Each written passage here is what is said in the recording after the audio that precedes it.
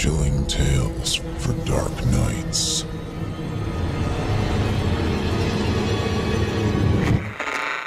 Want to make sure you never miss a Chilling Tales for Dark Nights video again? Be sure to subscribe and hit that bell to turn on notifications. The following program is a production of Chilling Entertainment and the creative team at Chilling Tales for Dark Nights, and a proud member of the Simply Scary Podcast Network. Visit simplyscarypodcast.com to learn more about this and our other weekly storytelling programs, and become a patron today to show your support and get instant access to our extensive archive of downloadable tales of terror. Thank you for listening, and enjoy the show.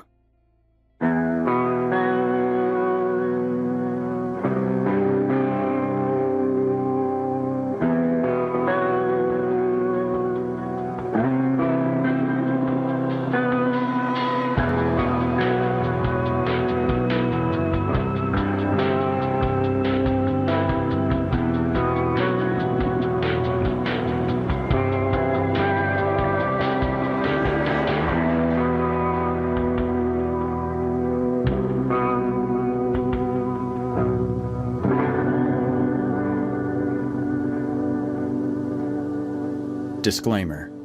Horror Hill is a horror anthology podcast bringing you scary stories from all corners of the internet and beyond. As such, certain stories include content that some listeners might find offensive. Listener discretion is advised.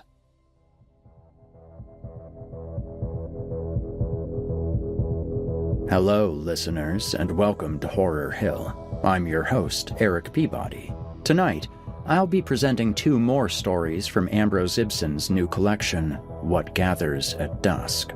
After all, why stop a good thing when it's going so well? This evening, we have Writer's Retreat and Diaphanous, two tales that'll have you questioning not only who to trust, but also who you really are yourselves. Turn out the lights, and let's get started.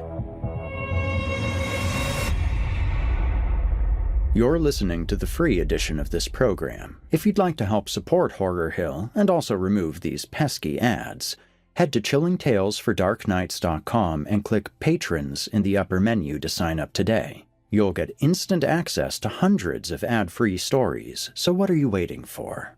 Also, if you're watching on YouTube, do us a favor and drop a like and subscribe. Become part of our dark circle, listeners. And now, from author Ambrose Ibsen, I give you Writer's Retreat.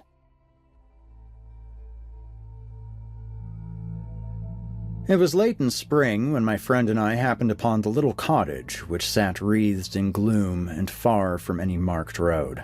Squat and shaggy with ivy, it proved very much the proverbial needle in the haystack on account of its having been steadily devoured by surrounding acreages. I have, even today, a good idea of its general whereabouts, but its exact location evades memory. For reasons that'll soon become apparent, I wouldn't speak to its precise location even if I could. The thing was remarkably inaccessible in a way that few sites in the modern world are. The most rural homes can be approached via highway or country road, and these days no one's ever very far from such scourges of civilization as billboards and light pollution. This thing, we found, couched in centuries of growth, had nothing like a proper road within 5 miles of it on any side.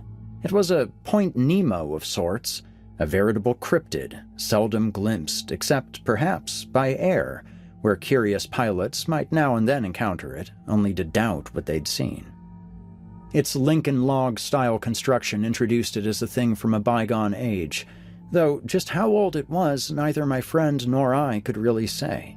It lacked running water and electricity, but we found within its walls other signs of relative modernity which thoroughly baffled us. We took turns peeking through the structure's lone window and were thus introduced to a dusty, Spartan, but rustically cozy interior, and through these guarded passes we became satisfied that it was indeed abandoned. A bed and desk of simple wooden construction were perched inside, and a shelf of similar make teetered between them, burdened by a collection of novels, some of which had been published in the last 10 to 12 years.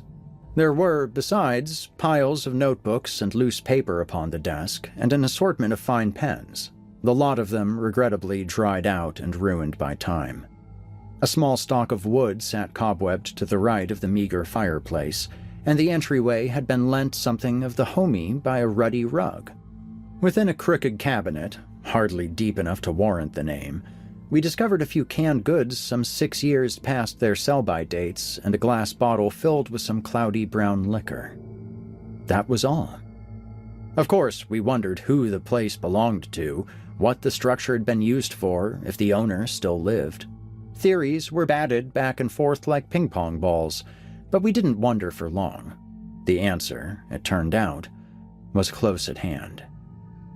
You see, on the desk, half buried beneath a smattering of dust-stained pages, was a dog-eared notebook with a pale blue cover. The words, "Welcoming the Muse," had been written across the front in neat cursive. By paging through this little volume, we became acquainted with the one who'd left all these goods behind. The object of our trespass had been used, several years prior, as a writer's retreat. Writers, on the whole, tend to be rather unwholesome creatures. Is there anything more unlovable in the world than one who sits alone in a locked room, day after day, amusing himself with his own thoughts? Storytelling, in its commonest form, is little more than fraud, and even its most celebrated practitioners are guilty, at least, of commodifying imagination. What they lack in muscle, charisma, and manners, authors often make up for in ego. We had, in this little journal, a prime example of what was perhaps the most detestable, the most pernicious variety of writer on the planet: the rank amateur. From the opening entry, my friend and I both agreed that we'd happened upon the scrawl of a man who fancied himself a generational talent. He was a master, as all of that foul stripe are, of writing much and saying little, the kind of loathsome creature that hotly anticipates his share of the perfunctory applause at open mic events. Only by the constant backpats of teachers, parents, and well-meaning delusionalists does the novice in letters manage to ape the upright posture of better men. The inaugural entry ran thus: "I am arrived. This remote hermitage, discovered quite by accident and untouched for ages, will be the site of a momentous artistic undertaking. My Walden. Having stripped away all distraction, I sit in wait of Prometheus. The fire he brings will set my soul ablaze and bear such sizzling fruits as the literati have only dimly dreamt of. I have left the door ajar. My ears are trained on the sounds of the forest. Is that the pitter-patter of feet I hear? The coming of the Muse? I await her eagerly, my spectral mistress." Judging by this first entry and the collection of materials left behind in the cabin, we assumed that the writer had isolated himself in the interest of creating without distractions. We brought the notebook outside with us and continued reading it in the daylight, curious what this expedition of his had yielded. "Maybe he wound up writing the next great American novel right here," ventured my friend with a laugh. I was of a very different mind. Or maybe, after a week in the woods, he couldn't hack it and went back to waiting tables. The entries progressed. "I have been connecting with the earth. Barefoot, I have walked the grounds reciting poetry till dusk. Only when the sun has vanished from the sky do the lunar thoughts come out to play. To ease their way, I have greased the gears with a bit of strong drink. Tonight, the writing exercises will begin. I work in the shadows of the masters, filling in the writing prompt worksheets I brought along." The next: "It is an old adage that the writer ought to write what he knows. Until this very moment, I have wondered as to the subject of my forthcoming novel. I have decided, however, that this endeavor of mine, this retreat into solitude, will make a fine subject in itself. Think! A novel about a writer struggling to craft a masterpiece. I'm not sure such a thing has ever been done. We have no need of an Achilles, an Odysseus here. What better and more authentic a protagonist than myself?" And the next: "4 days now I've sat in stillness, surrounded only by the sounds of nature. I am reverting to a more primitive state, the only state in which genuine connections with the creative unconscious can be made. My thoughts remain aloft with Polaris. My senses strain at all hours for signs of the muse. That she draws ever nearer is not in doubt. When she arrives, I will put pen to paper, and the whole grand thing will leap forth. Numbered are the days of its gestation, and brief are its labor pains. It comes many-limbed and writhing. It sounds like he spent the first few days filling out worksheets and hyping himself up, uttered my friend. And drinking just a bit too much. How much you want to bet he throws in the towel before the 10-day mark? This word vomit's probably all he managed to write before he gave up. We continued. Wonder of wonders, something strange and terrible has happened. There has been a change in the air. The site was visited by rain and wind for several hours, a soothing and cleansing experience that warded off my pent-up physical fumes. The sun tumbled out of the sky, but half an hour ago, and as I sat by the windows paging through my thesaurus, I noticed something in the woods outside. The foliage, quite apart from the stirring of the rains, parted as though nudged aside by an unseen hand. I sense a presence here. Plot twist. A homeless guy just discovered the cabin, and let's just say that he's not a fan of Jonathan Franzen, I guessed. Keep reading, urged my friend. Is he losing it? Spending too much time out here alone? The next entry differed from the others in that the painstaking cursive had been suddenly abandoned for rough, utilitarian capitals. Up to this point, I have not written more than one entry per day. The paper and ink are expensive, and I promised my wife that I wouldn't waste them, and that my most recent splurge at the stationery store would be my last until I finally secure a paying job. Well, what has gone on this evening is sufficiently important, to my mind, to risk her wrath. An hour, perhaps two. Time behaves differently here than it does in the city, you understand. After my last entry was penned, I stepped outside the cabin to relieve myself. The wind and rain brought with it unseasonal cold. I shivered as I walked a little into the surrounding woods and did my business. On the trek back, I happened to hear something, the unmistakable sound of feet. Yes, I'm certain I've heard a stranger's tread. I was not a little alarmed by this, and so immediately sought cover. I fancied an animal, perhaps a deer or badger, was behind it. But as I knelt behind a damp tangle of shrubs and scoured the gloom, no such creature came into view. Instead, something tall and slender, anthropoid, came shambling out of the wilderness. The figure was bathed in shadow. With so little light to work with, I could only tell that the presence was lank of limb, too lank, I dare say, to be a garden-variety human being. It stood a few heads above my own 5 feet 9 inches. I would not be surprised to learn that it stands in the ballpark of 8 feet. It stood there, not entering the premises, but dwelling stock still along the cabin's periphery. There was something in its odd bearing. Don't ask me to explain it, because I've wasted a page or two trying already, which told me it was aware of my presence. It knew I was there, cowering some 20 feet away in the bushes. It could well have come after me, could have motioned to me. But it did not. Instead, the figure seemed intent on becoming one with the scenery, on blending into the darkness and stillness until my eyes could not pick it out of the tableau. And in this it proved most successful, though I stared at it a long while and could even now show you the very spot where I first saw it traipse out of the surrounding wood. By small gradations, it vanished from my sight. My every sense screamed out and told me that it was still there. It hadn't moved, hadn't made a sound, and yet my eyes, despite their fixedness, had inexplicably lost sight of it. I won't deny that I fled into the cabin. 10, maybe 15 minutes I knelt in the muck watching the thing, or trying again to find it, before I returned and slammed the door shut. I wish there was a curtain in this window and that the latch on the door was meteor. Ah, well, a few more logs on the fire will keep me company. I've been waiting for someone here at the cabin, awaiting that primordial goddess of inspiration, But the thing I spied outside the cabin was not my muse. And if it was, I doubt I'll ever pick up a pen again. Okay, said my friend, snatching the book from my grasp. This guy almost lost me early on, but now I'm invested. What happened? Think he's making it all up? I shrugged, reclining against a mossy tree trunk and peering up at the dimming sky. The sun was setting, and the clouds were stained in warm shades of red and orange. Probably had too much to drink, or the isolation got to him. It's pretty quiet out here. Can't really blame him.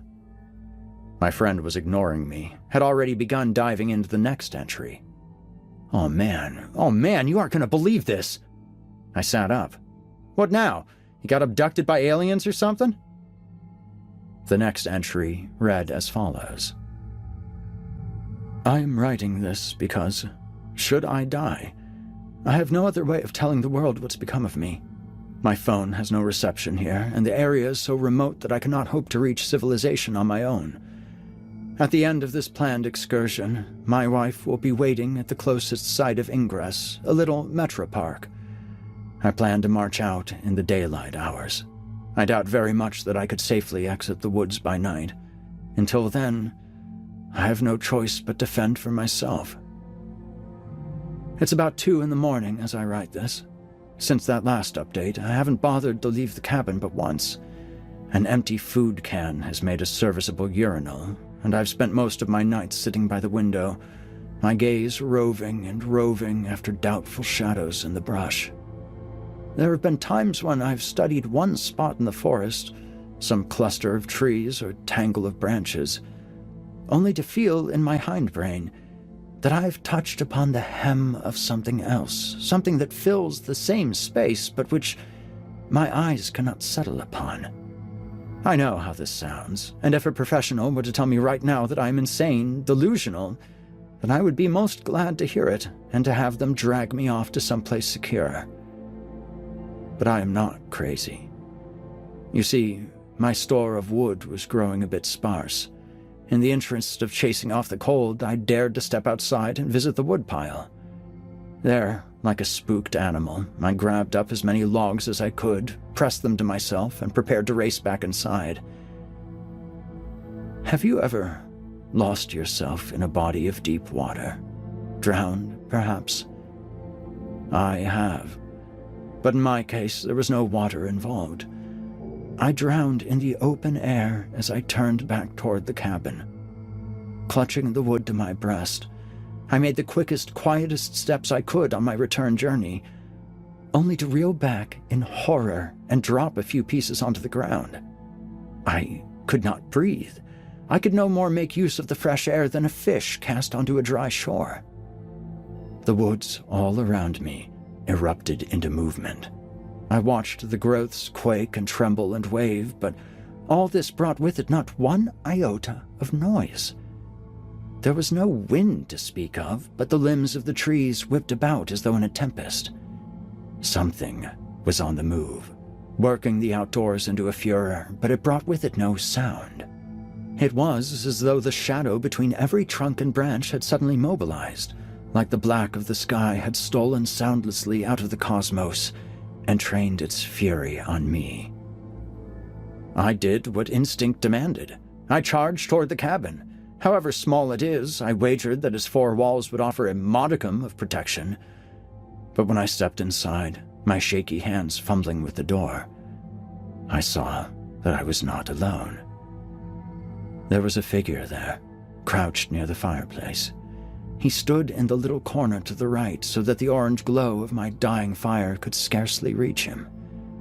I could tell, though, that he was very tall and thin, and his black hands were wrapped tightly around his face. It was not a man. He was too long, too dark, too horrible to be a man. Addled by terror, I did the only thing I could.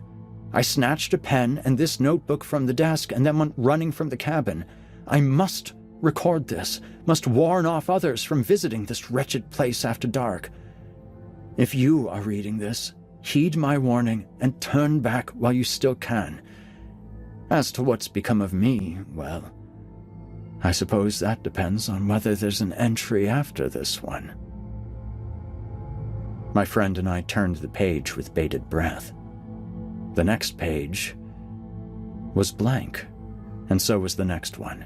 Indeed, that ominous entry proved to be the last one in the notebook. Dude, what in the world did we just read? I asked. There's no way this is real. My friend shuddered, studying the notebook with a queasy look. I don't know. It could be a fake, but I just have this feeling that it's real. No, I continued. It's just not believable. First off, monsters? Please, take the obvious fantasy elements out of the equation and all you're left with is one bad decision after another. This isn't how someone in a life or death situation would act. If you were really scared for your life, do you think you'd bother stepping into the cabin to grab a pen and notebook before running away from a monster? No. For that matter, how did the notebook end up back here? Did he nicely decide to drop it off in the morning? Come on. This was written by a total novice, someone without enough lived experience to know how people really act. All right, maybe you're onto something, admitted my friend. I thought it was pretty eerie, though. Better than some of those short stories I've read online recently. I shut the notebook and looked up at the sky. Since my last glance, it had been drained of color. Night was on its way, and we still had a long walk to civilization ahead of us. Come on, we gotta get a move on, I said. Let's put this back and head out, yeah? Aw, do we have to return it? Asked my friend, eyeing the notebook pleadingly. Would be cool to take it as a souvenir, don't you think? On the off chance that the guy who wrote it ever comes back, I'd rather leave it. We paced back to the cabin and shuffled into the dim interior. I groped through the shadows, navigating only by the thin threads of twilight that came in through the window, and placed the notebook atop the pile of papers. It's getting so late, said my friend. Maybe we should just stay the night, huh? We could start a little fire and get cozy. I panned about the dusty abode and gave the matter some thought. And if not for what I happened to glimpse in the fireplace, I might have been more agreeable to the idea of an overnight. I started when, glancing toward the fireplace, I noticed a dense shadow parked within it. What I might usually have mistaken for logs or other detritus in the gloom was revealed by the new moonlight to be a pair of large, black feet, the feet of one standing within the fireplace. Staring in disbelief at those 2 feet, I slowly traced the thin, black legs that were joined to them. The mantle blocked the rest of the figure from view, but I could tell at a glance that the one sheltering inside the chimney was of great height and thinness. Rather, lank of limb, one might say. My friend also happened to catch sight of the dweller in the hearth, and our earlier conversation died away at once. We stood there for several moments, wondering if we weren't hallucinating. We pawed at our eyes, blinked hard in the murk. When the thing in the chimney spoke, it removed all doubt, however. A thin, almost nasally voice came seeping out from behind the old bricks. Tell me, how did you like my story? The figure asked. The 2 of us stiffened, nearly dropped to the floor. Was it artful? Cooed the thing in the fireplace. Was it frightening? We understood, after that, why a few of the details in the story hadn't worked for us. Indeed, it had been written by someone, something, whose sole acquaintance with human nature had come through the lens of predation. I needn't tell you that we didn't hang around. We weren't about to offer a thoughtful critique. We went running from that cabin into the woods, and we didn't stop until we reached a paved road several miles off. Had we stayed, my friend and I surely would have gotten workshopped into a new ending for the thing's tale.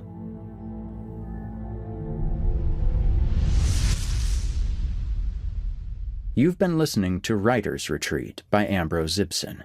Now, here's Diaphanous, also by Ambrose Ibsen.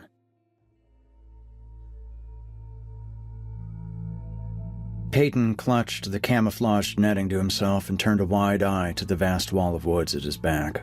For some time he'd been engaged in this obsessive surveillance of the shadowed forest, awaiting some fright, some material horror, which never reared its head. His thin neck forced his eyes round into another lap, and he found himself gazing for the 1,000th time at the tapestry of leaves and shrubs and wild grasses. My partner, gaunt and grizzled after nearly 14 days lost in the wilderness, then spoke for the first time in what must have been hours. The two of us had long since abandoned the practice of idle chatter. To speak was to forego listening, and in these damned woods, not nearly so empty as they appeared by day, hearing proved more valuable a commodity than cheerful talk. Thus, to my mind, the breaking of this carefully cultivated silence promised a disclosure, an insight, of real value. "We're being watched, Frank.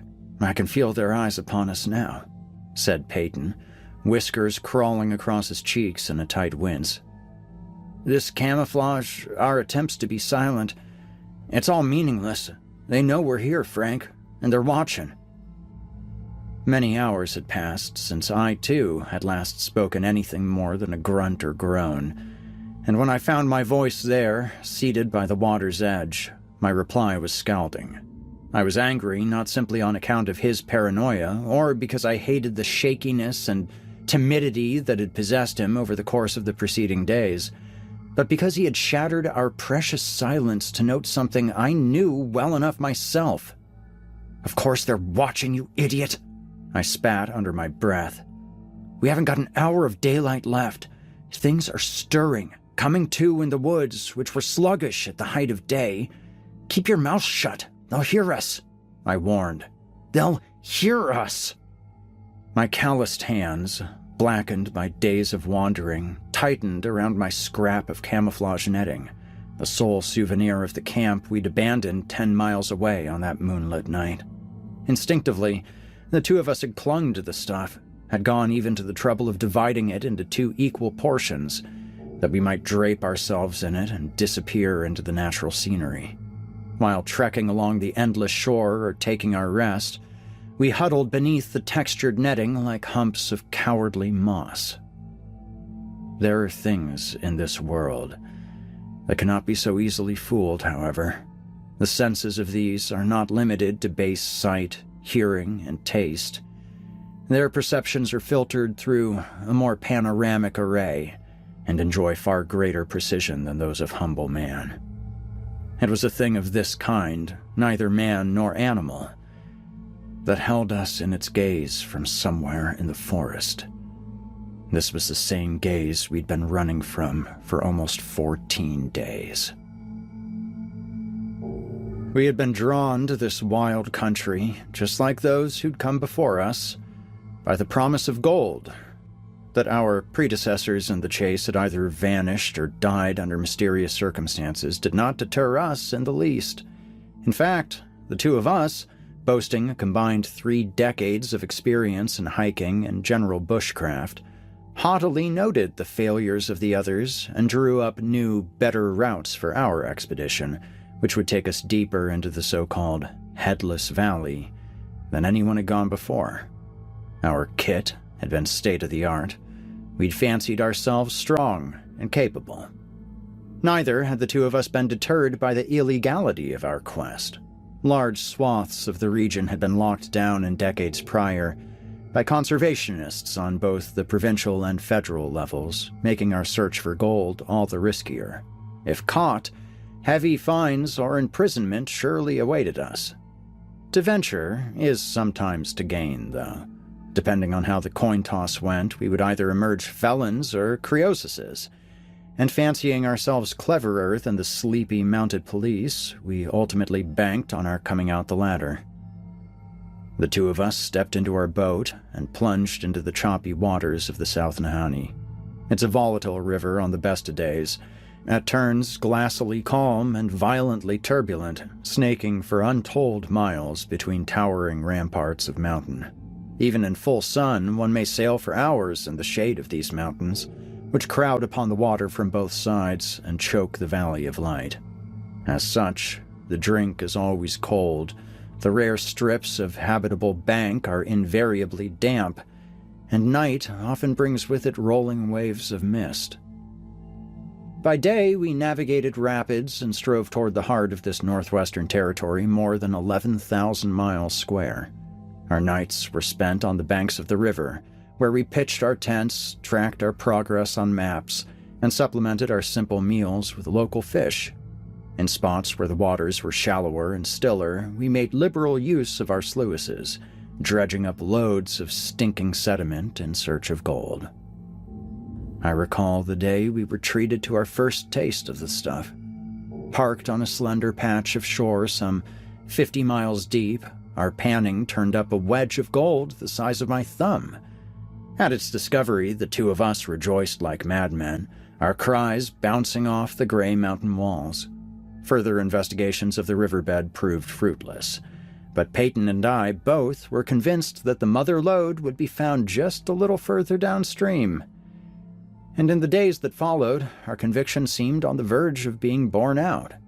Subsequent efforts brought up smatterings of gold, a dime-sized piece here, a handful of glimmering pebbles there.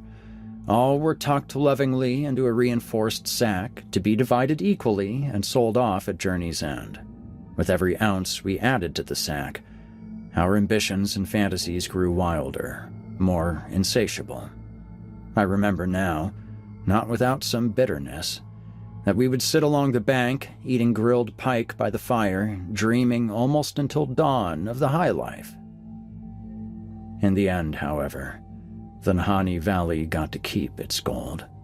The aforementioned sack was among the many essentials we abandoned in fleeing our camp. We lost our tent, sluices, rifles, and other supplies too. I wish that I could explain what it was that drove the two of us, able-bodied, experienced, and greed-possessed men, to flee the camp and to abandon all we held precious. Only mortal terror, perhaps, could have seen to such a thing, and certainly one must be very frightened indeed to attempt navigation of the rapids in pitch darkness, as we did. Our escape had been little better than a suicide attempt, but instinctively, Peyton and I had thought it better to perish at the hands of nature than to fall prey to the things we met by the tree line. The night our expedition broke down, the night we threw away our lofty plans and centered ourselves strictly upon the objective of survival, was a very pretty one, in retrospect. Though the walls of the valley served to choke out the light, our camp that night happened to enjoy just such a placement as to invite bands of steady moonglow. We could see one another clearly, even when the fire was low, and we were able to gaze a little distance into the thick wood that grew from the mountainside. The edge of the water was lent a dazzling shimmer, and the mist rolling across our camp shone like diamond dust. Even hardened and avaricious men can appreciate beauty. We lounged by the water's edge and soaked it all in. We shared a simple meal, studied the glowing tree line before us, and traced the movement of small animals in the wood as we dreamt about our impending wealth. We spied many a bat circling the treetops in search of food, and glimpsed our fair share of red foxes and otters. Had the moonlight not been so generous, we would have missed out on seeing all of these. We would have missed out, too, on seeing the thing which drew Peyton's eye and made him sit up, his face going almost as pale as the moonlight. I didn't notice my partner's reaction, not at first. By the time I'd emerged from my thoughts and asked him some idle questions, he'd gone totally pale and wide-eyed, so that I initially thought him ill. "What's the matter?" I asked him. "You feeling sick?" In answer, Peyton raised a shaky finger and thrust it toward the tree line. I wasn't immediately sure what he was pointing at. The region is home to wolves, coyotes, grizzlies, and other creatures that do not make particularly friendly guests, but I found none of these as I sat up and scoured the tree line. "Well," I whispered, "what is it, man?" He was slow in answering.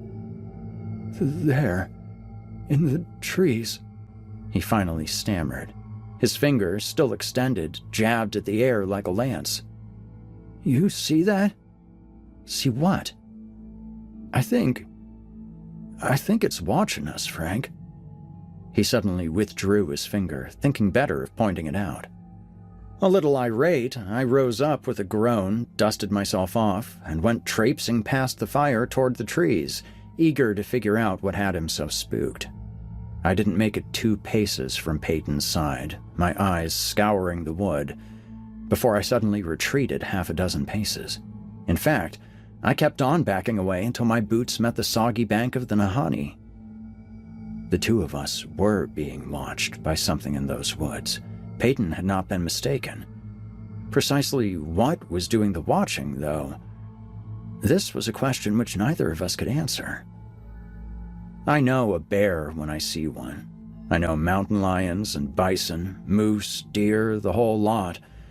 And I know a man when I see one too. The thing in the woods was none of these. It had no fur, no bared fangs or ready antlers, no claws. For that matter, it didn't possess anything like a body at all. Huddled between a mass of knotty pines was a whitish, misty silhouette, a pale figure.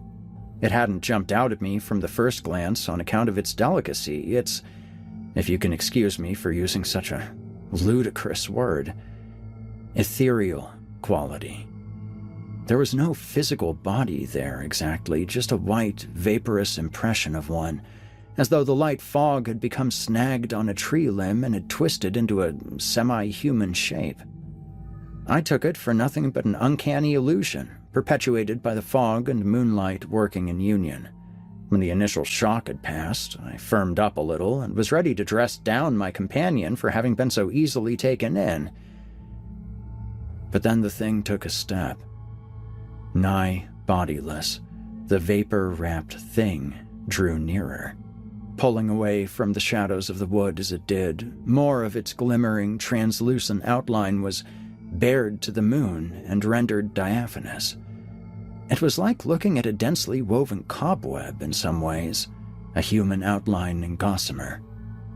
Expressionless, that is, entirely without features, the cloudy presence was nonetheless engaged in careful study of our camp. It faced us with a certain brazenness, leaned like an eavesdropper. In this land of bears and wolves, I was never very far from my rifle, and this I fetched up from the fireside while keeping the apparition in view. "Who goes there?" I shouted, seeking to draw the thing out, though my heart raged in my chest and Peyton looked ready to bolt from the camp altogether. I assuaged myself with reasonable inner talk. This was no phantom, no spirit, or anything of the kind. We had come upon some camper, some vagrant, some well-meaning native, probably. Though this stretch of country was renowned for its emptiness, it had been explored by many prior to our visit. Our odds of encountering another human being in so remote a corner were mighty low, but they were not 0, after all. My challenge was answered in an unexpected way, while Peyton knelt by the fire shuddering. With the butt of my rifle pressed to my shoulder, I made a great show of taking aim, but I was quickly put off from the task by the emergence of a second figure, very similar to the first. Another white, gaseous thing came sneaking out of the trees, its wavering outline caught by the pale moonlight. Taken off guard, I lowered my rifle and peered at my companion. It had been my intention to ask him if he too had seen this second figure, but before I could spit out the question, a voice came ringing out of the woods and sent a jolt through both of us. "I tell you, this is a literal gold mine we're sitting on. We're about to knock it wide open, Peyton, and when we do, our grandchildren's grandchildren will be taken care of." Peyton and I both blanched, and for a dread moment we locked eyes. The voice from the woods was mine. In pitch and cadence, in the faint pauses and hints of giddy laughter, the utterance was unmistakably mine. These words, however, had not been on my lips for several minutes. I had spoken them earlier in the night, while the 2 of us had been conversing over dinner. Now, They were being thrown back at me from the virgin wood, an echo several minutes delayed. The first thing I'm going to do when we are clear is find myself a wife, or several. What do you think, Frank? A harem of blondes? Peyton squeezed a handful of wet sand hard enough to make a diamond when his own words came tumbling out at us. Why not a few brunettes, too? Man ought to diversify his fortunes. The sound of our chuckling filled the trees and washed against the high mountain walls, the same laughter we'd shared while stoking the fire just minutes prior. Our entire fireside chat was being replayed, performed, by something in the dark woods. It was chilling enough for us to realize that our talk had reached other ears in this wilderness, that we'd been listened to. But the most frightening aspect of it all was easily the quality of the imitation. The party responsible had attained a perfect mimicry of us both. Though I still held my gun, I suddenly couldn't remember how to work it. The thought of intimidating the figures, of firing a warning shot, didn't cross my mind. I must have known in my gut that such measures would amount to nothing. By all appearances, the things in the woods were not flesh and blood organisms, but mere hallucinations, knots of fog tied into odd shapes by the faint breeze. I simply stood frozen, watching the hazy duo as they watched us. Peyton, though, wasn't able to sit still. He immediately went groping for the bank, and I heard him thump into the boat as he rolled it over and prepared to set sail. "Frank, come on," he insisted. "We have to get out of here." I was afraid, make no mistake, but I was not yet at the point of abandoning our camp. What's more, I knew just how dangerous the river would be by night. Though some portions were shallow and calm, the rapids further on would prove an almost insurmountable challenge to us in the dark. "What do you think you're doing? Get out of that boat, you imbecile! You're trying to kill yourself!" Peyton gripped the oar and threatened to launch without me. "Suit yourself, Frank, but I'm getting out of here." "Wait, don't—" There was a great splash as the boat hit the water. And that wasn't all. Suddenly, the two white figures in the woods were on the move. Marching on legs of swirling fog, the semi-transparent things came bursting out of the shadows and made straight for our camp. A distance of mere yards separated me from them, and as they closed the gap, they drifted in and out of my sight. When the moonlight hit them full on, they wore it like a flowing shroud. Fog clung to them so closely that a vague outline became clear through the rippling tongues of mist, an outline suggestive of grinning skulls, of stick-thin limbs, and grasping skeletal digits. But when the moon was not upon them, they moved through the mist completely unseen, were blanketed with it as though it were snow. As such, their progress toward the bank proved astonishingly rapid. Each time they disappeared from view for a breathless moment, they would surface much nearer at hand. The things had drawn very near indeed when I lost my nerve and went galloping into the boat. I dropped my rifle on the way, and in my panic didn't think to recover it. Tramping into the shallows, I clawed my way into the boat and watched as Peyton worked the oar in a fury, sending us at once down the dark river. While he gouged the water like a madman, I righted myself and fixed my gaze on the shore we'd fled. Our fire still flickered, and our tents, filled not only with our treasure but with the stuff of our survival, remained pitched along the waterfront. Standing on the edge of the bank, too, were a pair of white silhouettes. The things hovered there, watching as if they'd come to see us off. Eventually, they became one with the fog, buried in it, but the weight of their scrutiny persisted for a long while. 5-10 minutes later, we found a bend in the river, and our camp was blotted from sight entirely. We had made our escape. What the figures had intended for us, if anything, was a mystery. Frankly, we were very glad to live in ignorance of their purpose. Sometime later, Peyton finally cut speed and allowed the natural current to do its work. At this point, fairly removed from the camp, there was no great sigh of relief between us, no chatter of what we'd seen.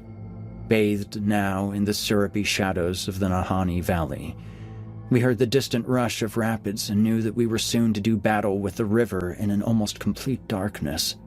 We sat, the two of us, and I took up the second oar.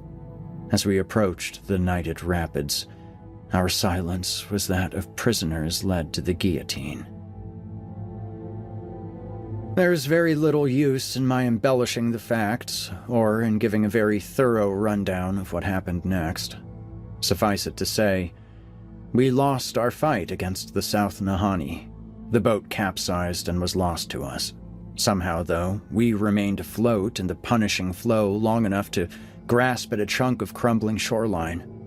We did not die that night, but as we crawled up onto the banks, shivering and sodden, we wished, perhaps, that we had. We flopped onto dry land like two seals, panting and cursing. Sense was slow in returning to us, but when it did, we began to realize just how desperate our situation now was. We had no food on us, nor any means of catching any. We had knives in our pockets, and I had a large scrap of camouflage netting on my person. But there was nothing else. No maps, no compass, no guns, and perhaps worst of all, no boat. As best we could guess, we'd gone 2 or 3 miles from the camp in total. Apart from the possibility that the abandoned site was still haunted by the misty things, the two of us knew that we could not backtrack even if we wished to. The rapids were far too strong. We could never hope to swim against them, and what's more, the gaps in the shoreline were such that we could not make an approach by land. Our camp and all of our belongings were lost to us. We knew it at once, and were forced to make peace with it. While wringing out our clothing and attempting a small fire for the sake of warmth, we finally got around to discussing the fright that had propelled us down the river, and not without many nervous glances upstream. "What do you think that was?" I asked Peyton while emptying my boots of water. He did not feel imaginative enough to hazard a guess, and only replied, "Do you think we lost him?" He paused. "Do you think they'll follow us?" Desperate to build up my partner, I took it upon myself to play the strong man. "No, we've seen the last of him. I'm sure of it." Through great effort, we finally got our fire going.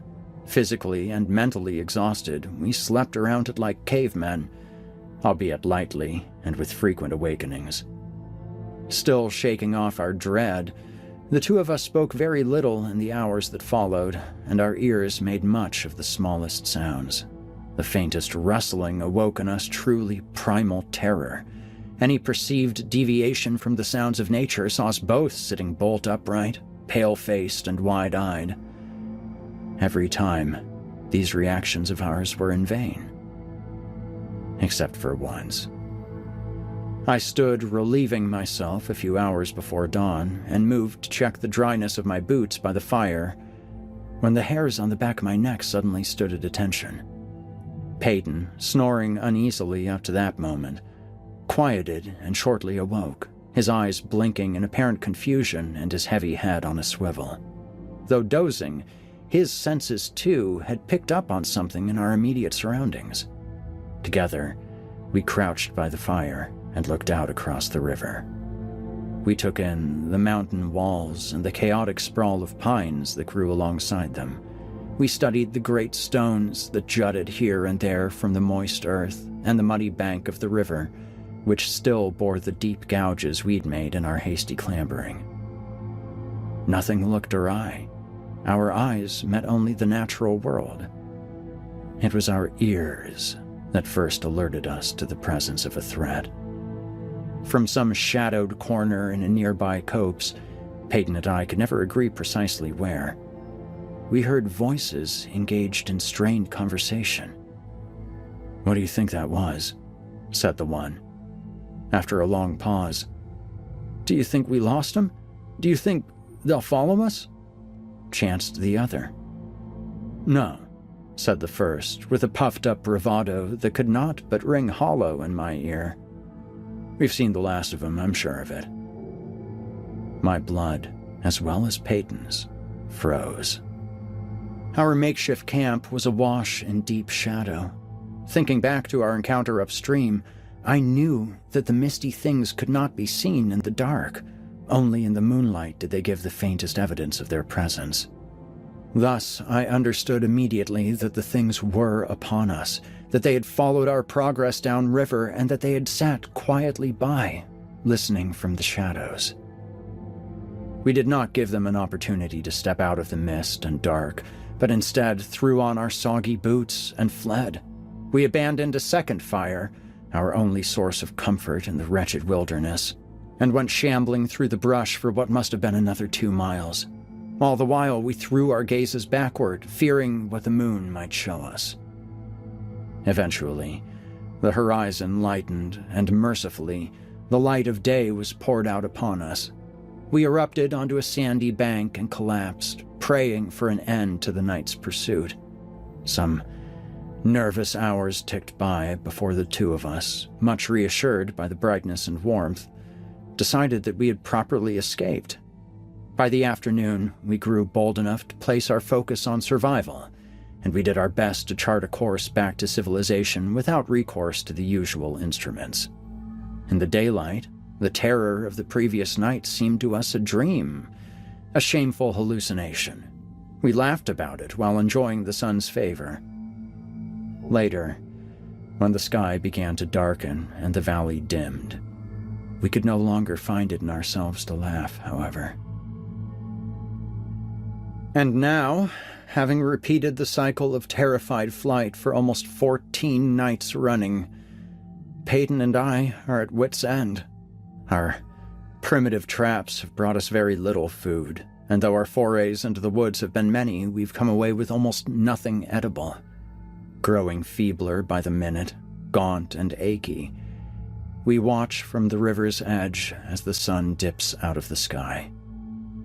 Peyton, face upturned, looses a great sigh and whispers to me, "I don't know how much longer we can keep this up. The river goes on and on. I know our plan's to follow it, but it's the only landmark we can trust," I put in soothingly. "If we stray much from the river, we could wind up marooned in the wilderness. If we follow its flow, however, we'll eventually meet with civilization. It's only a matter of time." "Yes," he replies, watching with trembling lips as the sky begins to darken in earnest. "But time is the one thing we haven't got, Frank. Tonight, any minute now, they'll be—" I stop him with a fierce glance. Enough. Enough of this defeatist talk, I demand. They can't follow us forever, you hear me? Sooner or later, we'll give them the slip. "Do you really think they'll leave us alone?" he asks like a frightened child. Yes, I do. Please, put them out of your mind. They'll give up. I know they will." Peyton is heartened by this, nods, and nestles more deeply into the netting. Night falls. Thick silence grows up between us until only the current and the breeze and the rare nightbird can be heard. The night is warmer. We don't bother with a fire. We're hoping to move at first light, and that soon we'll come upon a house, a building, some sign of civilized life. I'm startled from my brooding when Peyton suddenly speaks up. "Do you really think they'll leave us alone?" he asks, tone wavering as if on the verge of tears. Anger wells up in me, and I turn to him with balled fists. "Didn't I just tell you to stop worrying?" But Peyton isn't looking at me, and his lips are glued shut in a quivering scowl. He's turned around completely and is staring wide-eyed into the wall of trees and mist behind us. It's time to run. Famished legs are made to sprint, and the two of us bolt downstream with our heads low. Slipping through banks of fog and hopping past outcroppings of stone, we trace the river's edge as closely as we can. The new moonlight is parceled out by the miserly valley. At one point, I nearly lose my footing and tumble into the water. Peyton smashes his already shaky knee against the trunk of a fallen tree, and only by pure adrenaline does he keep limping along behind me. Our flight is haunted, not simply by the white figures in the mist, but by the knowledge that death is likely the only form of escape open to us. This wild territory has consumed us. There is nothing for miles upon untold miles, and despite my assurances to the contrary, I know how isolated we are. Starvation or wild animals will claim us if the things in the shadows do not. Civilization lies far, far from our grasp. It's unlikely we'll ever see another human being again. But what's this? Peyton and I glimpse a flickering light in the distance, a warm orange glow that cuts through the fog and dark. It's the inviting light of a lit hearth, perhaps, or a farmer's evening bonfire. Maybe it's a camp of local Indians. Powered now by hope and all the joy that comes with it, we charge on down the bank toward the light, our sole salvation. We are very near the source of the glow now, and we're close enough to see it for what it is, a modest campfire. Though still a good distance off, shadows shift around it, shadows indicative of a small presence. The fire's makers are seated around it, undoubtedly kicking back and enjoying the warmth. Peyton and I dash toward them, ready to cry out in thankfulness and desperation, and the outline of the camp comes into sharper focus. And it is then, as the layout of this camp enters fully into view, that our rickety feet lose their pacing, and we stumble to our knees some yards from the ring of firelight. There are two men seated by the fire, jovial, carefree men. They cast long shadows across the river. Their tents are stationed close to the waterfront, each boasting a few panels of camouflage netting. Moonlight floods their simple camp. Ribbons of the stuff come pouring through a ridge in the mountain walls. The first man, finishing the last of his grilled pike, says, "I tell you, this is a literal gold mine we're sitting on. We're about to knock it wide open, Peyton, and when we do, our grandchildren's grandchildren will be well taken care of." The other, peering up into the night sky, says, "First thing I'm going to do when we're clear is find myself a wife, or several. What do you think, Frank? A harem of blondes?" "Ah, why not a few brunettes, too?" quips the first one. "A man ought to diversify his fortunes." Together, the pair of campers chuckle heartily. I feel my heart writhe and sputter. My companion is swooning. He's on all fours, panting in the grass. Somehow, we've returned to our camp. Those tents are our tents. Those words are ours too. The voices are just right. But the two men seated there are not us. Both campers stiffen. They know we're there, that we're watching, and they start to turn around real slow. Two faces are half revealed by the firelight. White, cadaverous.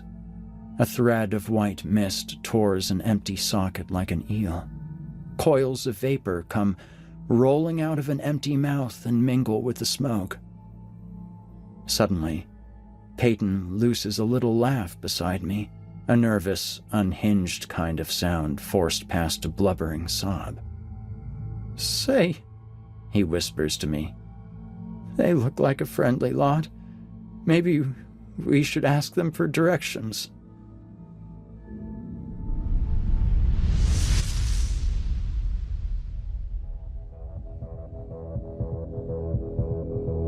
That was Diaphanous by Ambrose Ibsen. Once upon a time, a young Ambrose Ibsen discovered a collection of ghost stories on his father's bookshelf, and he was never the same again. Apart from horror fiction, he enjoys good coffee, brewed strong. Connect with him on his official website, ambroseibsen.com. Tonight's stories were taken from his collection, What Gathers at Dusk, available at Velux Books.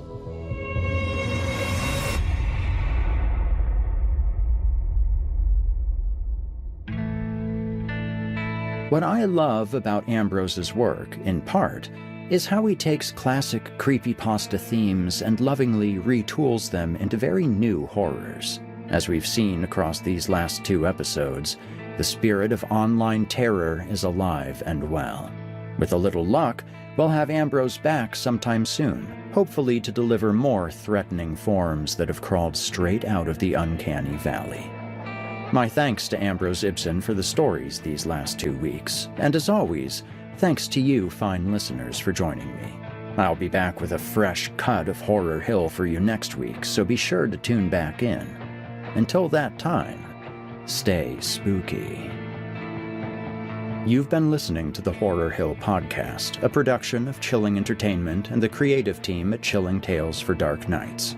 Tonight's episode was hosted, narrated, scored, and finalized by yours truly, Eric Peabody. Additional music by Nikki McSorley. Got a terrifying tale of your own that you'd like performed? Email it to us at submissions@simplyscarypodcast.com to have your work considered for future production. Note that any writing utilizing artificial intelligence is ineligible. If you enjoyed tonight's episode, why not help us spread our dark presence online?